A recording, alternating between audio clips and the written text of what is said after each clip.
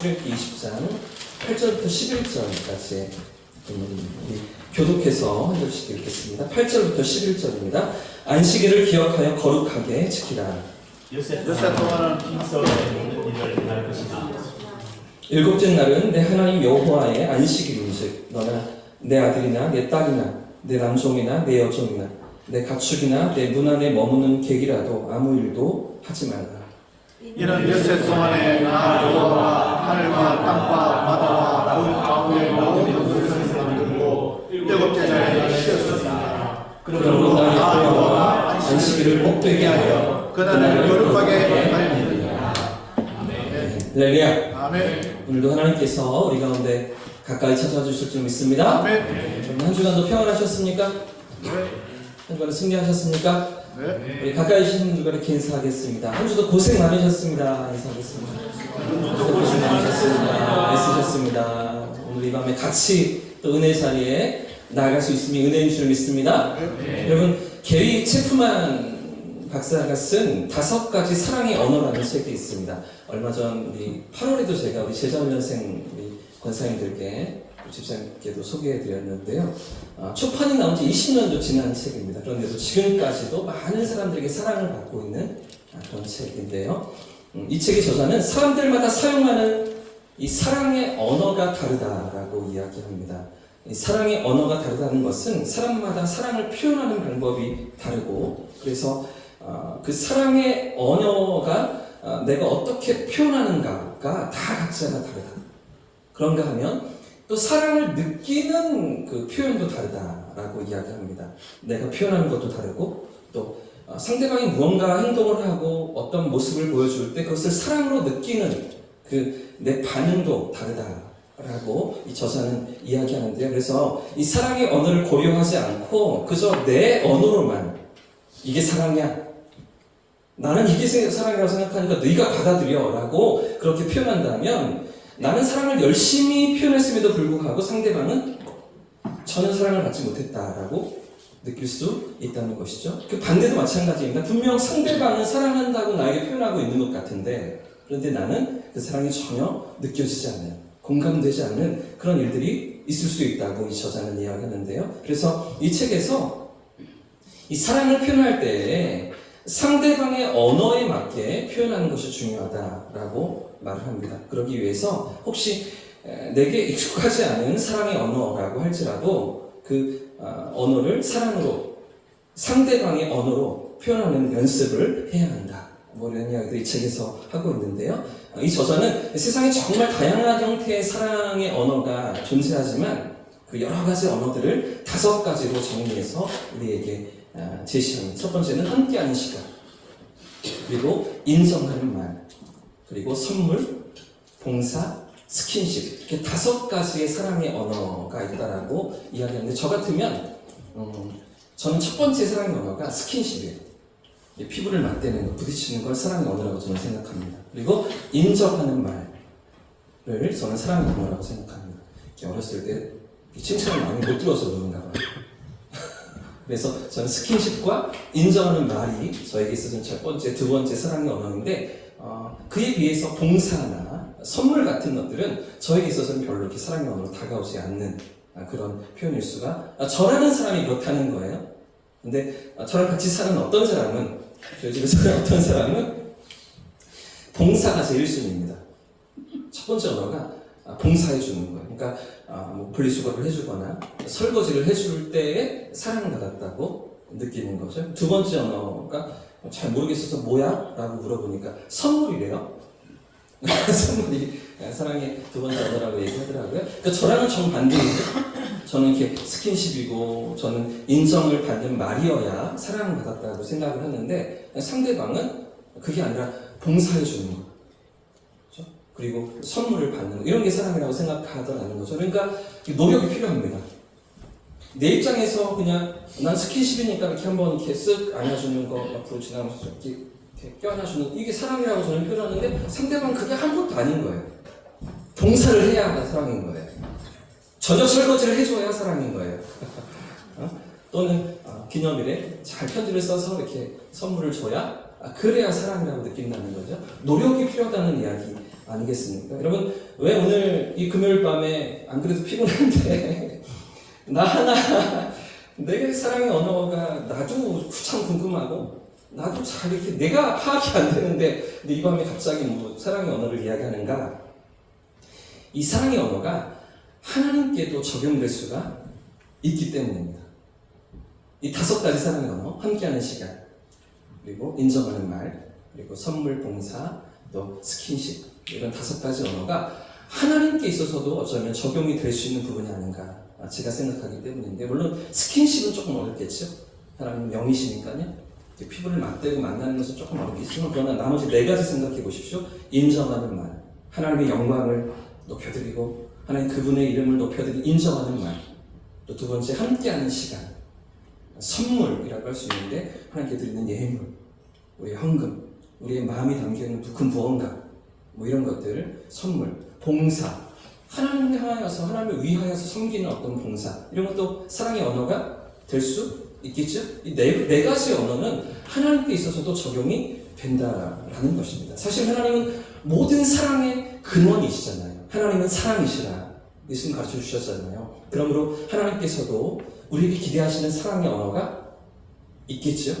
저 같으면 스킨십이고 인정하는 말이 사랑의 언어인데, 하나님께서도 우리를 향하여서 그분이 기대하시는 사랑의 언어 무엇일까요? 오늘 제4계명에 나타나 있는 사랑의 언어는 함께하는 시간입니다. 하나님과 함께하는 시간, 그것이 하나님의 언어라고, 하나님이 원하시는 사랑의 언어라고 우리에게 말씀하고 계시는 것이죠. 제1계명부터 우리가 3계명까지 우리가 함께 살펴봤는데요. 1계명, 우리가 예배해야 할 대상이 누구인가? 누구십니까? 나 외에 다른 신을 내게 두지 말라. 하나님만 예배하는 예배 대상에 대해서. 2번째, 예배의 방법에 대해서 어떻게 예배해야 되는가? 어떻게 예배하기를 원하십니까? 우상을 만들지 말고, 그렇죠? 심지어 하나님의 형상이라 할지라도 그 형상을 새기지 말고 만들지 말라라고 하시면서 하나님을 예배하는 방법이, 그렇죠? 그 어떤 형상 안에 하나님을 담을 수 없음을 알고 인격적이신 하나님을 만나며 그분과 교제하는 그런 예배여야 한다고. 예배 대상이 누구인가? 예배 방법이 무엇인가? 제3계명은 예배하는 태도를 가르쳐 주셨습니다. 예배하는 삶의 태도, 우리를 통해 비춰지는 하나님의 이름을 망령되이 짊어지지 말라, 이런 것이었죠. 망령되이 부르지 말라라는 3계명인데, 이 부르지 말라는 게 사실은 영어 성경 테이크라고 제가 설명해 드렸어요. 하나님의 이름을 짊어지는 것, 내 삶 위에 하나님의 이름이 얹어져 있다는 거죠. 우리가 살아가는 삶을 통해서 하나님의 이름이 영광을 받으실 수도 있고 오히려 어쩌면 욕을 당하실 수도 있는 그런 것이기 때문에 그 하나님의 이름을 망령되이 짊어지지 말라. 그렇죠? 예배하는 태도가 어떠해야 되는가? 살아가는 삶의 모습이 어떠해야 되는가? 이 3가지. 예배 대상이 누구인가? 예배의 방법이 무엇인가? 예배의 태도가 무엇인가? 이 3가지를 1계명부터 3계명까지 가르쳐 주셨다면, 오늘 우리가 읽은 제4계명은 예배를 위한 시간과 관련된 계명입니다. 시간. 함께하는 시간이라고 제가 말씀드렸죠. 하나님과의 만남을 위한 구별된 시간을 우리에게 요구하시는 거죠. 오늘 이 밤도 마찬가지입니다. 우리가 이렇게 이 저녁에 우리 성도들 함께 모여서 기도의 자리로 나가지만 하나님과 함께하는 시간이죠. 그분을 만나기를 원하면서 하나님 앞에 나아가는 시간입니다. 하나님 이것을 원하신다는 건데요. 주일 예배도 물론이고요, 새벽 시간도 물론이고요, 우리 삶의 자리에서 하나님은 우리와 함께하는 시간을 공유하기를 원하신다라는 이야기인데, 특히나 더 나아가서 안식일을 기억하여 거룩히 지키라라고 말씀하시면서 일주일 중에 하루를 따로 떼어서 이 하루라는 시간을 안식일로 지정하시고 하나님과 함께하는 그런 시간으로 우리에게 요구하고 계시는 것입니다. 먼저 오늘 4계명을 다시 한번 읽어보겠습니다. 8절부터 10절까지의 말씀, 석절만 먼저 같이 한번 읽어보겠습니다. 시작. 안식일을 기억하여 거룩하게 지키라. 여세 동안 힘써 내 모든 일을 행할 것이나 일곱째 날은 내 하나님 여호와의 안식일이지. 너나 내 아들이나 내 딸이나 내 남종이나 내 여종이나 내 가축이나 내 만남에 머무는 객이라도 아무 일도 하지 않습니다. 여러분, 제4계명의 핵심이 무엇입니까? 4번째 계명? 안식일을 기억하여 거룩하게 지키라. 8절 말씀에 있죠. 그렇죠? 엿새 동안은 힘써 자기 일을 하지만 엿새 동안은 열심히 너희 인생을 살아가지만 일곱째 날은 내 하나님 여호와의 안식일이기 때문에 아무 일도 하지 말고 그렇죠? 안식일을 기억해서 거룩히 지켜라. 이것이 네 번째 계명 아니겠습니까? 그런데 오늘날 이 시대를 살아가는 우리 신약 시대를 살아가는 우리에게 있어서는 이 안식일을 지킨다는 게 어떤 의미로 지금 바뀌어져 있습니까? 주일을 지키는 거죠. 주일 성수로 바뀌어져 있습니다. 구약 시대의 안식일이었다면 구약 시대에는 예수님께서 십자가에 죽으시고 부활하신 날, 그 안식 후 첫날을 기념하면서 지키기 시작했던 것이 주의 날이 되어서 주일이 되어서 주님이 부활하신 날이에요. 주일은 예수님께서 우리를 위하여서 모든 죄를 대속하시고 부활의 첫 열매가 되시며 영원한 생명의 소망을 허락하시고 그 감격과 그 기쁨으로. 그래서 구약시대의 안식일은요, 일주일 동안 열심히 살고 마지막 날에 쉬는 날이었어요. 안식하는 날이었어요. 자, 그런가 하면 신약시대의 주일은요, 주의 날을 먼저 맛보고 그 은혜를 경험하고서 일주일을 살아가는 것이죠. 그렇죠? 한 주간의 첫날이 되어 있습니다. 우리가 서양력을 지금 사용하기 때문에 기독교 어떤 문화에 지금 이 달력이 그렇게 형성되어 있는데, 주의 날, 주님의 날, 그 첫날을 먼저 하나님 은혜 가운데 살아가고서 그 은혜를 가지고 이제 일주일을 살아가는 그런 삶의 자리로 주의 날이 우리에게 주어져 있죠. 주일 성수가 이제 구약의 10계명, 4계명의 안식일의 개념에서 우리에게로 넘어와 있는데, 자, 그런데 문제는 중요한 것은 이 주일 성수에 대한 이해가 사람마다 다 다르다는 것입니다. 주일 성수라고 할 때 주일을 거룩히 지키는 게 무엇인가가 사람들마다 다 다르다는 것인데요. 어떤 분들은 무슨 일이 있어도 주일에는 본 교회에 출석해야 주일 성수다라고 생각하시는 분들이 있죠? 아니세요? 우리 성도님들 대부분 그렇게 생각하실 거 아니세요? 맞아요? 청년이 맞다고 하는데 여러분들은 어떠세요? 주일 예배는 본 교회에서 지켜야 한다. 그게 주일 성수다. 주일을 거룩하게 지키는 것이죠. 이렇게 생각하셨죠? 생각해 오셨죠? 옛날에 또 이 주일 예배가 저녁 예배도 있던 시절에, 뭐 요즘은 이제 농경사회가 아니기 때문에 오후 예배로 다 바뀌어서 오후 예배로 드리는 교회들도 많이 있지만, 그래서 주일 오전부터 저녁 예배까지를 다 드려야 주일 성수를 온전히 하는 것이다. 이렇게 생각하는 경우들도 많이 있었죠. 옛날 어른들은요. 그러니까 지금 같으면 오후 예배도 드려야 주일 성수다 라고 그렇게 생각하는 분들도 있잖아요. 자, 그런데 반면에 요즘 젊은 세대 같으면 또 이런 생각들을 하기도 합니다. 언제든 어떻게든 한 번만이라도 예배를 드렸다면 그럼 주일 성수가 아닌가, 이렇게 생각하는 젊은이들이 많이 있어요. 젊은 세대들이 많이 있어요. 주일에 예배 한 번 드리면 그 예배 자리에 참석하면 한 번만, 뭐 어떤 모양이든 뭐 새벽 예배든 뭐 아침 이른 예배든 오후 예배든 주일에 한 번 예배를 참석하면 그런 주일 예배를 드림으로써 주일 성수를 했다고 생각하는 것이죠. 자, 여러분은 어떠십니까? 여러분은 어느 쪽에 가깝다고 생각이 드세요? 옛날 어른들이 조금 생각해 오셨던 주일 대예배부터 뭐 오후 예배, 저녁 예배까지 다 드려야 주일 성수다 라고 생각하는 입장이 하나가 있는가 하면, 아니다, 뭐 한 번만이라도 예배를 드리면, 주일에 한 번만이라도 예배를 드리면 그게 주일 성수다. 어떤 게 더 뭐 옳다 그르다보다 내가 어떤 데 더 가깝다고 생각이 드세요? 1번이세요? 또 다른 분들은 어떠세요? 빨리 네가 대답을 해.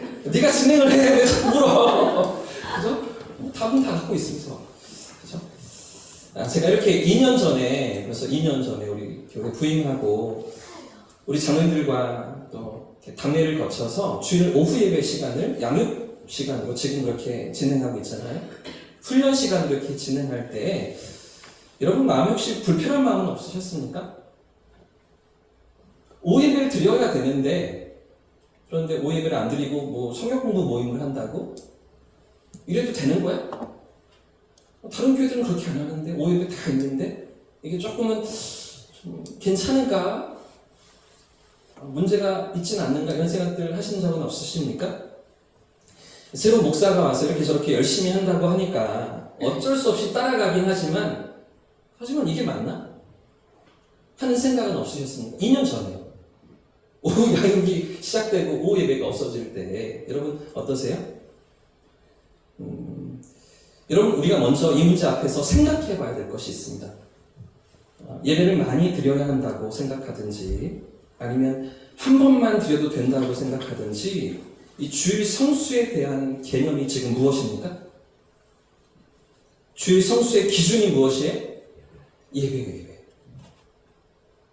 예배를 참석했는가, 그렇지 않았는가에 거기에 기준을 삼고 있다는 것이죠.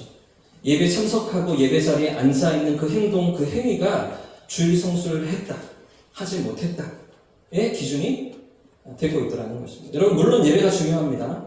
너무나 중요합니다. 그래서 예배가 이 주일 성수와 상관이 없다고 말할 수는 없습니다.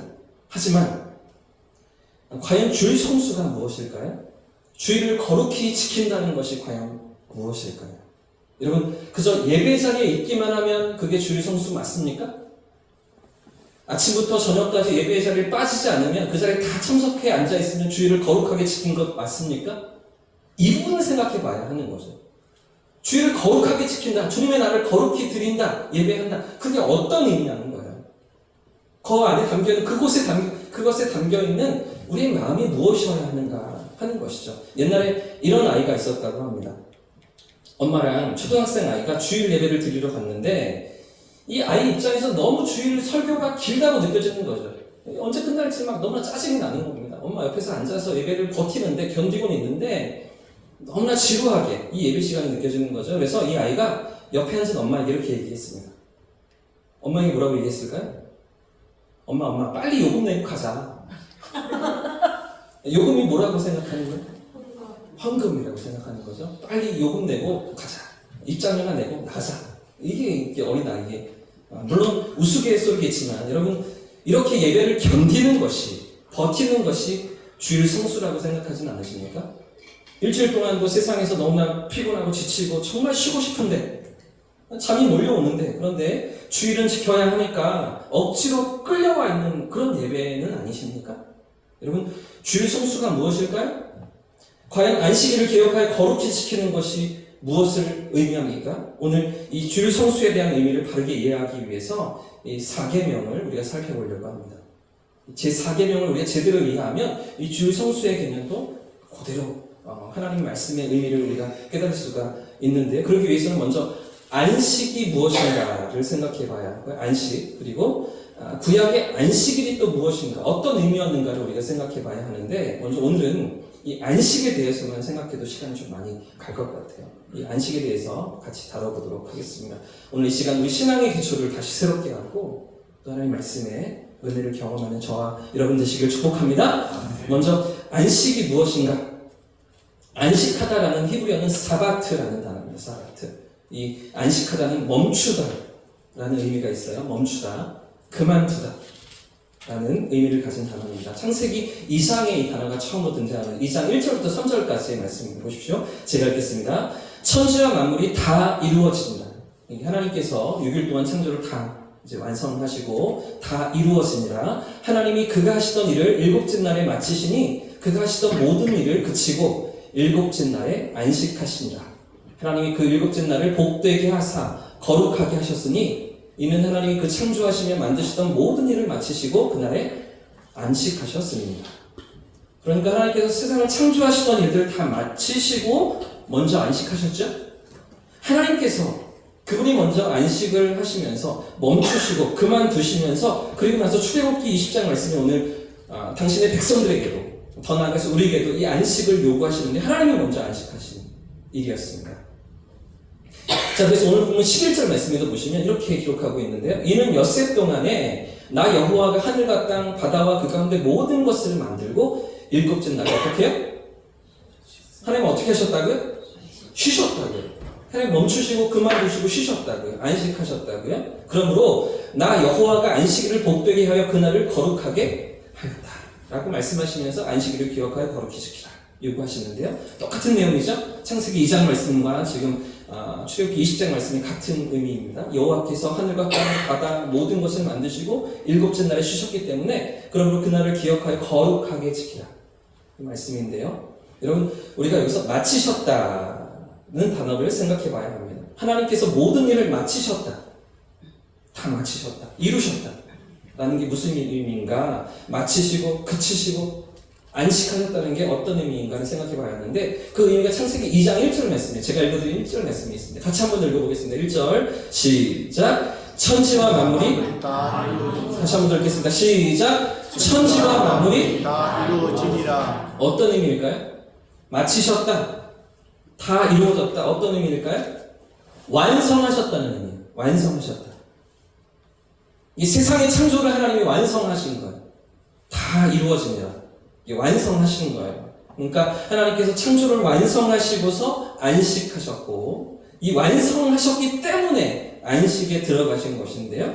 그런데 여러분 우리가 기억해야 되는 또 하나 중요한 사실이 있습니다. 그렇게 하나님께서 창조를 완성하실 때 세상을 창조하시고 이것을 다 마무리하시고 다 이루시면서 완성하실 때 그 창조의 가장 절정이 무엇일까요? 그 창조의 가장 하이라이트는 사람이었습니다. 제일 마지막에 사람을 만드시고 보시기에 심히 좋았다고 말씀하셨고요. 결국은 창조를 완성하신 것은 가장 마지막에 사람을 만드신 것까지 다 만들어 놓으시고 이제 모든 일을 다 이루신다. 완성하신 것이었는데 그렇기 때문에 하나님 보시기에 가장 좋은 세상, 심히 좋은 세상, 심히 좋았더라 하시는 이 완성된 세상은 사람을 빼놓고는 말할 수가 없는 겁니다. 사람이 없으면 완성되지가 않는 거예요. 하나님 좋아하실 수가 없는 거예요. 하나님 결국에 만들어 놓고 싶으셨던 것은 태양이 필요하시거나 뭐 구름이 필요하시거나 꽃이 필요하시거나 어떤 세상 만물 어떤 게 필요하신 게 아니라 결국은 사람을 만들고자 하셨고 사람을 두셔야 했기 때문에 땅이 필요했고 사람이 숨을 쉬어야 하니까 공기가 필요했고 사람이 양분을 받아야 하니까 태양이 필요했고 그 모든 것을 다 만들어 조성해 놓으시고 마지막에 사람을 두시면서 결국은 사람을 만들고 싶으셨던 거죠. 창조의 절정은 창조의 하이라이트는 결국 사람이었던 거예요. 그래서 이 창조를 마치시고 창조를 완성하시고 일곱째 날을 거룩히 구별하시면서 안식하실 때 하나님께서 쉬실 때 누구와 함께 쉬시기를 원하셨을까요? 사람이요. 사람과 함께 안식하기를 하나님 원하셨다는 거예요. 그 결국 하나님은 사람을 지으시고 그 사람과 함께 그 안식을 누리면서 영원히 함께 살기를 원하셨다는 건데요. 여러분 비밀 하나를 알려드리면 성경에 담겨있는 비밀 하나를 제가 오늘 이 밤에 알려드리면 아담과 하와가 선악과를 먹지 않았으면 하나님과의 계명을 어기고 범죄하고 타락하지 않았으면 오늘 우리는 직장 다니지 않습니다. 비웃으시네요. 오늘 우리는 수고롭게 돈 벌지 않습니다. 힘들게 자녀들 양육하려고 그렇게 뒷바라지 하면서 고생을 하지 않습니다. 안식이기 때문에. 하나님의 창조는 6일 동안 다 완성되었어요. 완전한 세상이에요. 부족한 것이 없어요. 그곳에 살아가는 삶은 천국이에요. 선악과를 따먹고 범죄하고 타락하지 않았다면 그 안식 가운데 계속해서 살아갑니다. 이 사실 아셨어요? 이 놀라운 비밀을 알고 계셨어요? 다 알고 있는 걸 처음 얘기하는 것처럼 얘기하고 있어. 이런 모습을 쳐다보시는데 우리에게 이런 수고로움과 고통과 삶의 무거운 짐과 괴로움이 찾아온 이유는 범죄하고 타락하면서 세상이 망가지고 우리 인생이 하나님을 떠남으로부터 시작된 일들이라는 것이죠. 하나님 우리에게 주시고자 하셨던 우리의 삶의 모습은 그 안식을 함께 누리며 영원히 안식 가운데서 하나님과 함께 교제하며 살아가는 삶, 그 자리에 두시길 원하셨는데 우리가 그걸 원치 않았어요. 우리가 그것을 거절하고 뿌리쳤어요. 내가 주인 돼서 내 맘대로 나 혼자서 살아보겠다고, 내가 왕 되어서 왕노릇하며 살아보겠다고 뛰쳐나온 삶이 결국 이 모양이 된 것이죠. 여러분, 처음부터 하나님은 그 안식에 우리를 부르시고 우리와 함께 하시며 그 안식을 영원히 누리도록, 그러니까 천국을 맛보는 천국에서의 삶이에요.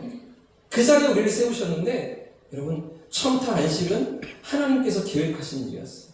6일 동안의 모든 창조를 완성하시고 우리에게 그 안식을 함께 누리자. 함께 하나님이 계시는 그곳에 우리가 그 안식 가운데 들어가는, 그것이 이 안식을 주신, 안식일을 기억하며 거룩히 지키라고 하셨던 원래 진정한 의미라는 것이죠. 여러분, 그렇기 때문에 오늘 우리가 처음에 지금 제가 말씀드린 것처럼 안식일을 기억하여 거룩히 지킨다는 것은, 주일을 성수하고 거룩히 지킨다는 것은 그저 예배 자리에 나와 있는 걸 말하지 않습니다. 예배를 한 번 드렸는가? 모든 주일 예배를 다 참석했는가? 새벽부터 그러면 다 드렸는가? 그걸 말하지 않아요. 하나님과 함께 있는가? 하나님과 그 하루를 온전히 함께 누리고 있는가? 하나님 앞에 우리 마음과 우리 영이 서 있는가? 그것을 말씀하고 계시는 거죠.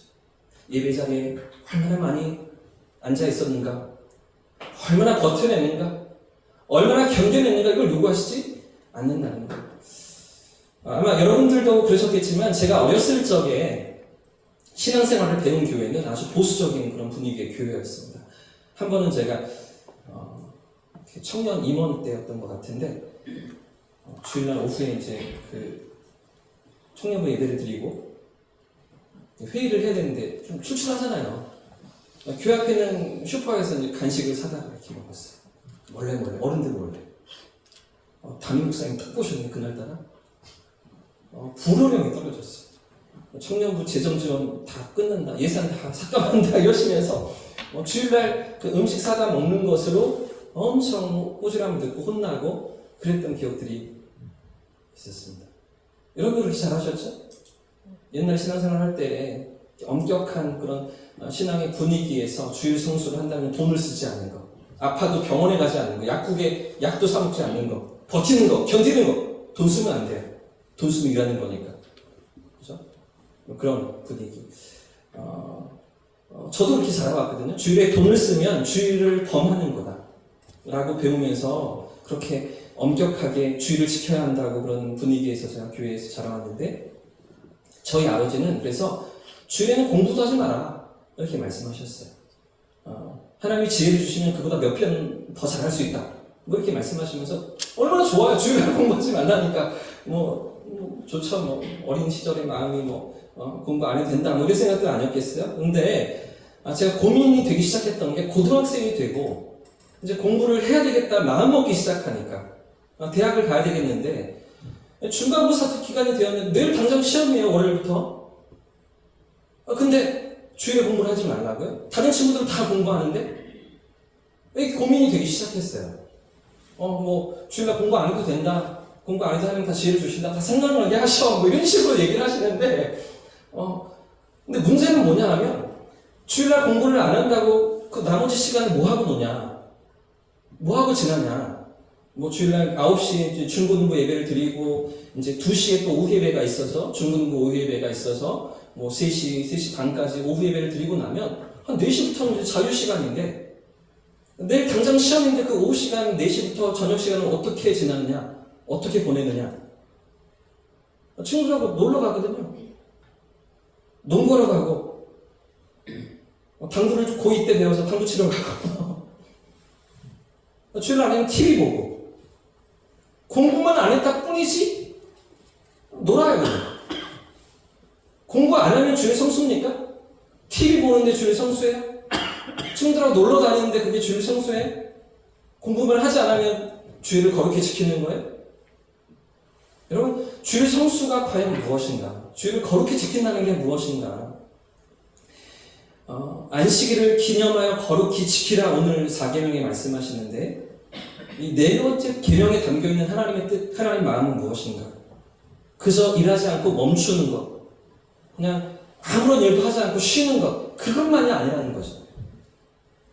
이 안식에 담겨있는 하나님의 마음이 무엇입니까? 함께하는 거예요. 하나님과 함께하는 것. 예배를 한 번 드렸느냐, 2번 드렸느냐, 3번, 이게 중요하지 않아요. 그 하나님을 살아가면서 하나님 앞에 우리 마음이 깨어있는가?